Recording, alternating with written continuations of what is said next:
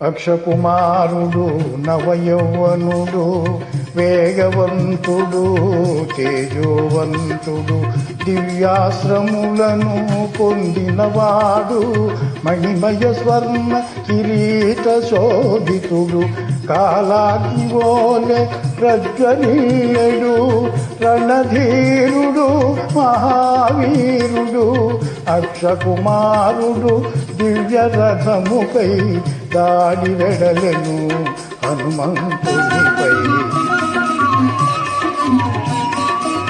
3 శరములతో మారుతి శిరమును 10 శరములతో మారుతి ఉరమును అక్షకుమారుడు బలముగా నాటెను రక్తము చిందగా గాయపరచెను ఉదయ భాస్కర సమాన తేజమున మారుతి ఎగసే గగన మార్గమున ఇరువురి నడుమ భీకరమైన కోరు చెలరేగే ఆకాశమున.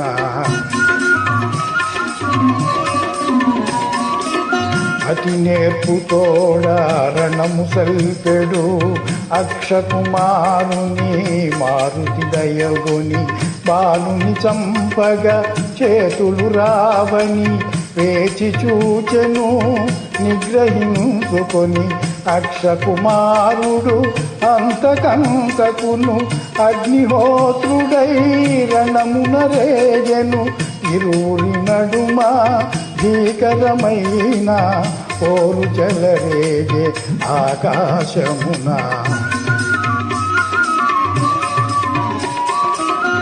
అగ్నికణమని జాలి కూడదని రఘులకమునుపే ఆకుట మేలని సింహనాదమును మారుతి చేసెను అరచేత చరచి హయముల జంపెను రథమును బట్టి విరిచివేసెను అక్షుని దృచి విసరివేసెను అక్షుని ముండెము అతి ఘోరముగా నేలపై పడే రక్తపు ముద్దగా. అక్షకుమారుని మరణ వార్త విని లంకేశ్వరుడు కడు దుఃఖించెను మెల్లగా తేరి క్రోధము భూని తన కుమారుని ఇంద్రజిత్తుగని ఆ వానరుడు సామాన్యుడు గాడని వానిని వేగ బంధించి తెమ్మని రావణాసురుడు ఇంద్రజిత్తును హనుమంతునిపై దాడి పంపెను. కపికుంజరుడు భయంకరముగా కాయము పెంచి సమరము చేయగా ఈ వానరుడు సామాన్యుడు గాడని మహిమోపేతుడు కామరూపుడని ఇంద్రజిత్తు బహుయోజన చేసి బ్రహ్మాస్త్రమును ప్రయోగము చేసే దేవగణములు సంగ్రామము గని తహతహలాడిరి ఏమగునోయని. బ్రహ్మాస్త్రముచే బంధింపబడి పవన కుమారుడు నేలపై బడే వనజభవుడు తనకు ఒసగిన వరము స్మరించుకొని ప్రార్థన చేసే వాయు బ్రహ్మ ఇంద్రాది దేవతల కాపాడుమని ధ్యానము చేసే దేవగణములు సంగ్రామము గని తహతహలాడిరి ఏమగునోయని.